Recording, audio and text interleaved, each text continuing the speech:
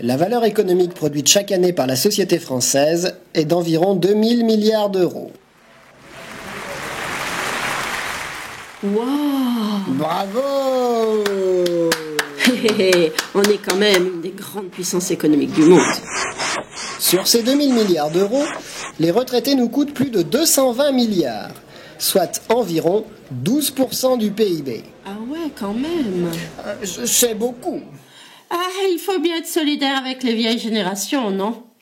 Ça s'appelle la solidarité intergénérationnelle. Avec le vieillissement de la population, il faudra bientôt augmenter cette somme de 100 milliards d'euros. Oh là là!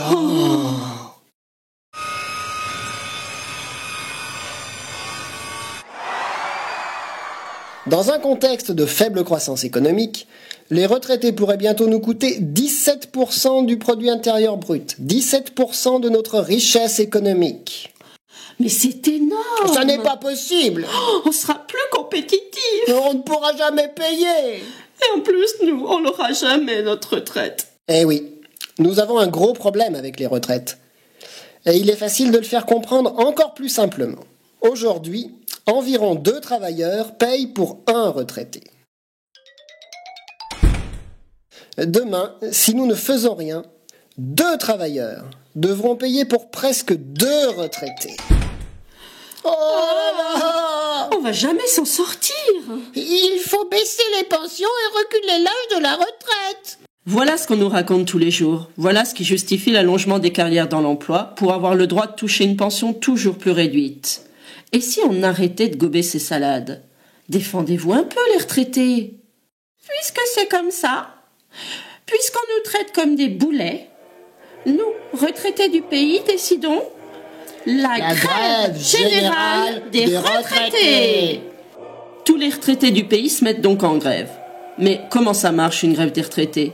Ça ne peut être un arrêt de l'emploi puisque les retraités n'ont pas d'employeur et en sont souvent très heureux. Pour faire grève, les retraités se mettent à ne plus rien faire pendant toute une semaine. Ils quittent leur famille pour étudier. Ils mènent une vie quasi végétative. Par exemple, ils regardent toute la journée TF1 en mangeant des sandwichs. Ah ben non, pas TF1 quand même. Ouais, c'est pas drôle, la grève des retraités. Et je peux au moins tricoter? Ah non, ça c'est du travail. En grève, on a dit. Mais ils peuvent aussi rester au lit toute la journée en buvant du thé, en mangeant des gâteaux et en lisant un bon gros bouquin. Guerre et paix, par exemple. Ça parle de la Russie. Ah oui, ça c'est mieux.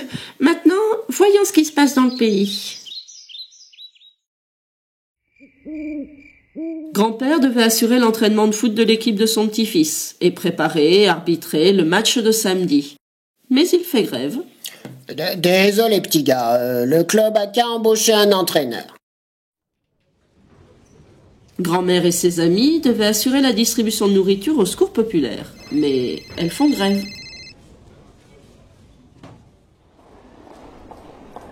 Vraiment désolée, revenez la semaine prochaine.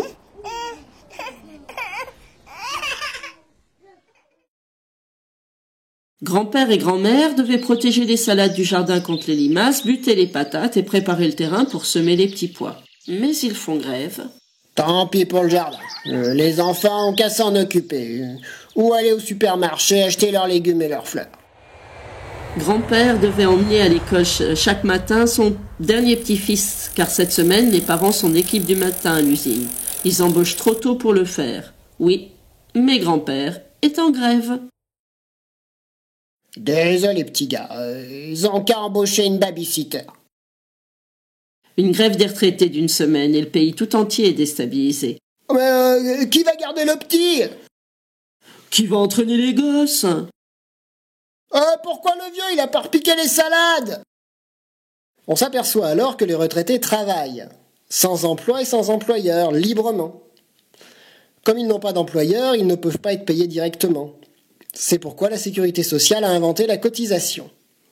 Les retraités sont payés par un salaire indirect, les cotisations retraite, qui leur reviennent. Ils ne prennent l'argent à personne. Ce salaire est attaché à leur personne. Par convention, il reconnaît la valeur économique que crée leur travail. À la retraite, c'est le salarié qui est reconnu comme qualifié. Il n'a plus d'emploi, mais il conserve son salaire. La retraite, c'est l'abolition de l'employeur et de l'emploi, la garantie du salaire pour travailler librement. La retraite, c'est pas un problème, les jeunes. La retraite, c'est la solution. C'est l'abolition de l'emploi. La retraite, c'est révolutionnaire.